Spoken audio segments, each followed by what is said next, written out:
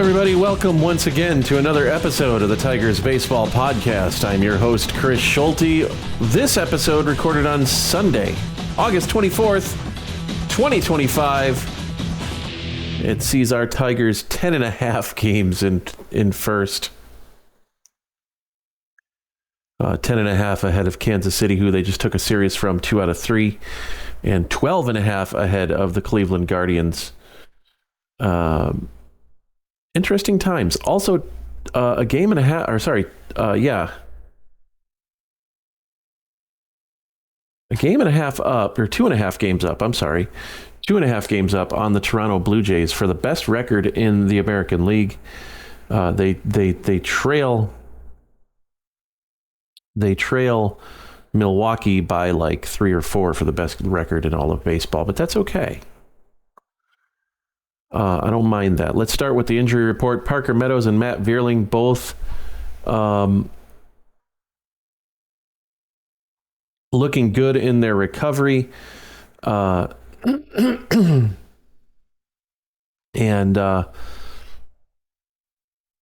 some quick roster moves. Of course, Alex Lang got sent back down to the minors. Drew Summers was called up in his place. AJ Hinch is using his bullpen the way that he's using his his AAA affiliate. He's using Toledo like he's using like it's a bullpen, an extended bullpen, and that's okay. You can do that. But yeah, Vierling and Meadows. Meadows is closer to coming back than Vierling is. I don't think we're going to see either one of them.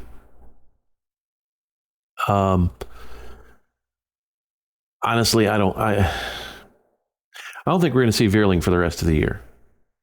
And it's going to be interesting to see what happens after 2025, because he is arbitration. Well, he's on a 1-year deal now. So will the Tigers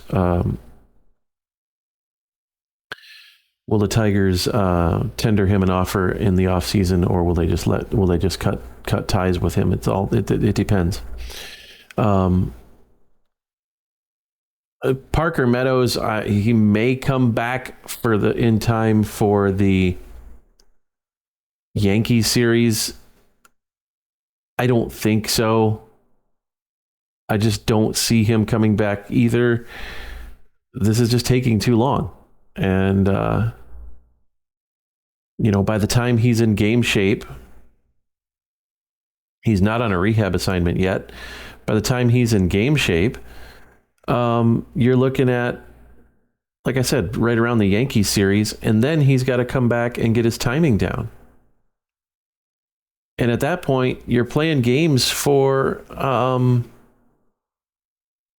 look, if Detroit has a 10.5 game lead in the division when the Yankees series rolls around, that's 6,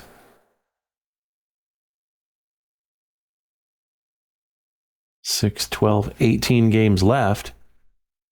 Then you're looking at trying to clinch the division plus clinch the best record in the league. So there's just too much to play for at that point. I just don't see the Tigers reactivating him. I don't. But you know what? I'm not the general manager. I'm not the president of baseball operations. There are smarter people than I am that are doing those jobs, and I'll let them do their work. I can just speculate over here. So, Detroit had a good week this week. 5-1, swept the Astros, took 2 out of 3 from Kansas City, and looked good in doing so. Played a whale of a game this afternoon, lost it 10-8 to the Royals, but another bad start for Jack Flaherty, but we've come to expect that these days. Looks like he'll be taking the player option this winter, but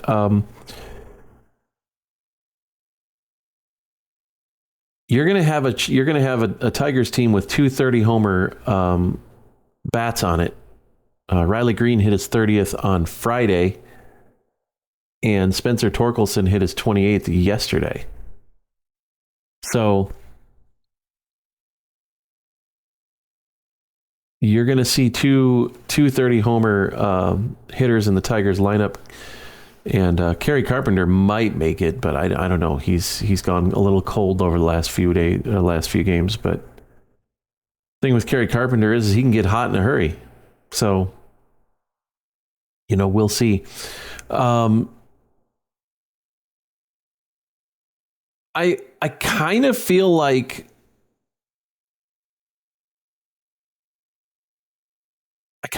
this week was a statement week for the Tigers, more so against the Astros.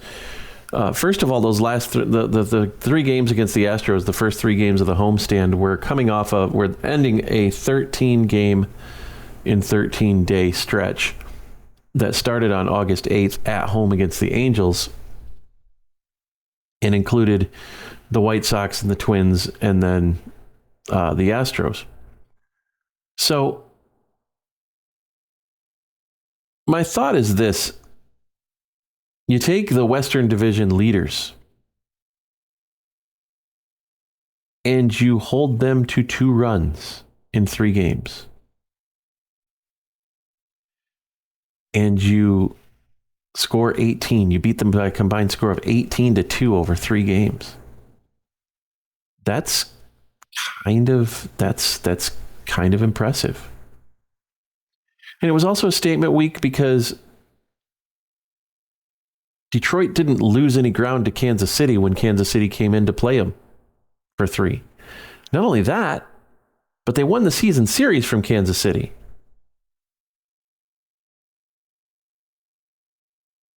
They've won 7 out of 10 against Kansas City.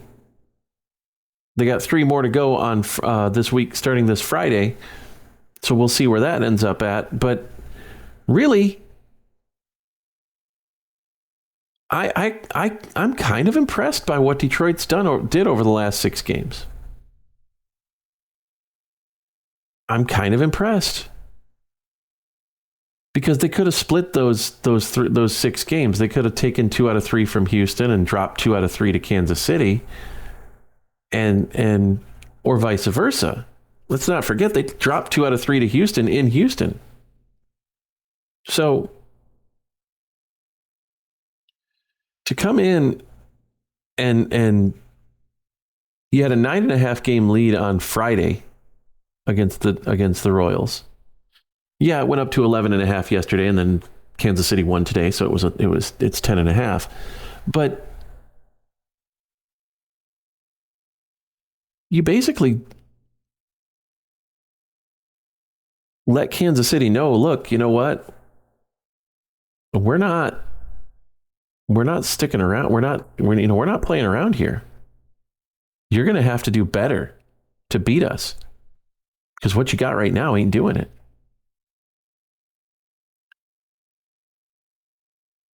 So I'm very impressed with the way things have gone over the last week. Now, Detroit, of course, is 78-54. Toronto is 76-55. So it's a 2.5 game lead for best record in all of the American League. Detroit has all 6 game stretches out of the next 30 games. So they've got Thursday off this week. They got Thursday off next week. They'll have Monday off on the 8th, 15th, and 22nd. And then we've got the playoffs. So Monday is basically their travel day.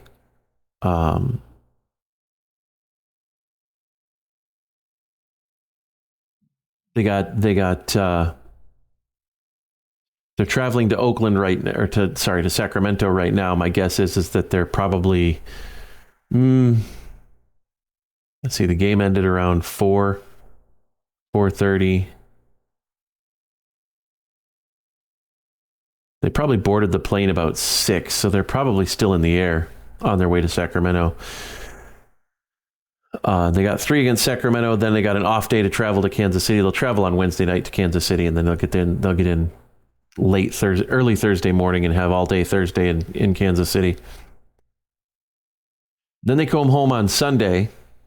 They got the Mets next Monday, Tuesday, Wednesday, off day Thursday, the White Sox Friday, Saturday, Sunday. That finishes up the White Sox. They've already finished with the Twins. So they'll finish 3 out of the 4 divisional series over the next 2 weeks. They'll finish with Kansas City on Friday, Saturday, Sunday this week, and then next Friday, Saturday, Sunday, the 5th, 6th, and 7th will be finishing up with the White Sox. Then they head to New York. And then 3 in Miami. They're home, got the 15th off. They're home for the Guardians and the Braves, and then they got the Guardians and the Red Sox after an off day on the 22nd.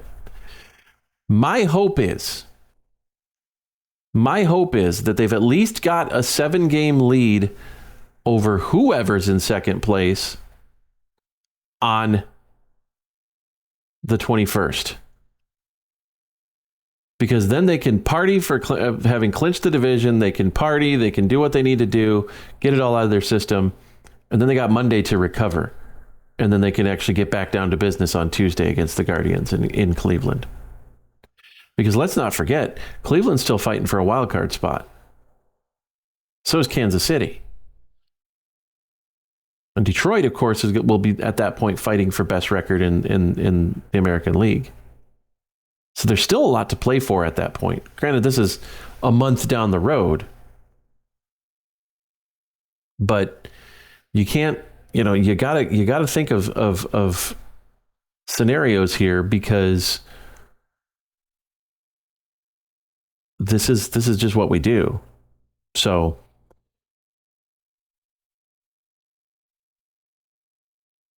I don't anticipate this being an easy week for the Tigers. They're going to be hard fought games. They're not going to be blowouts. Sacramento, well, the Athletics have always played Detroit tough on the West Coast. Detroit just does not do good on the West Coast in general. And Kansas City plays Detroit tough in Kansas City. Now, last year, this time of the year, Detroit swept Kansas City. It was in September, but Detroit went into KC and swept them.